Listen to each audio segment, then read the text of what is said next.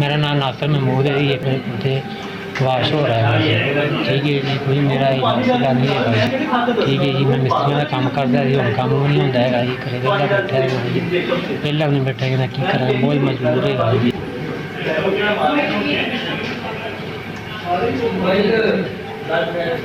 Yes थोड़ी बहुत बेरमानी सानू सोची दफ़ा ये समान दिता है जी।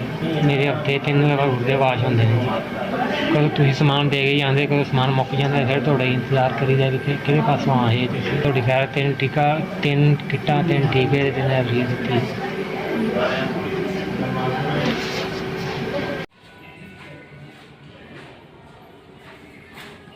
कोई टाइम पूरा पता सुनो।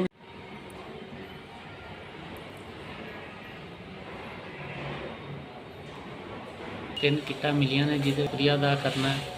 अल्लाह ताला तुहानूं सेहत और तंदुरुस्ती देवे। दे सकते हैं, गरीब आदमी है, अपना इलाज नहीं करवा सकते कोलों। ये किट हमें मिल गई है, आपका बहुत शुक्रिया।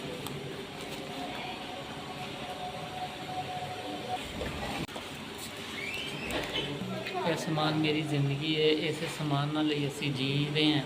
अगर ये समान नहीं होएगा तो असीं दुनिया तो चले जावांगे। ठीक है, मेहरबानी तुहाडी सर। छोटे बच्चे ने हालात घर का बहुत खराब है। मेरा एक रुपया कमाने वाली तबीयत नहीं ठीक रहेगी। 500 रुपये दिहाड़ी है। बच्चों का पेट पालूगी कि आप डेल्सन करावांगी। 5000 रुपये डेल्सन वाले मंगते, मेरे को पैसे नहीं ने।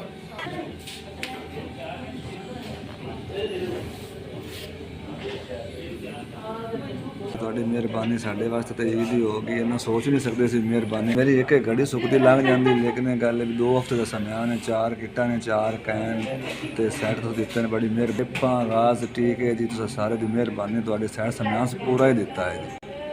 ਪੂਰੇ ਟੈਸਟ ਦਾ ਸਮਾਂ ਲੱਦਾ 15 ਦਿਨਾਂ ਦਾ ਜੀ, ਅੱਧੇ ਮਹੀਨੇ ਦਾ ਸ਼ੁਕਰੀਆ ਤੁਹਾਡਾ ਜੀ। मेरे महीने 10 डॉलर संदन, तुसीं 15 दिनों का समान दिता। मैंने 4 किट्टां मिल गईयां। अल्लाह तुहाडा भला करे, अल्लाह तुहानूं रंग लावे, अल्लाह तुहानूं दिन व्याज देता।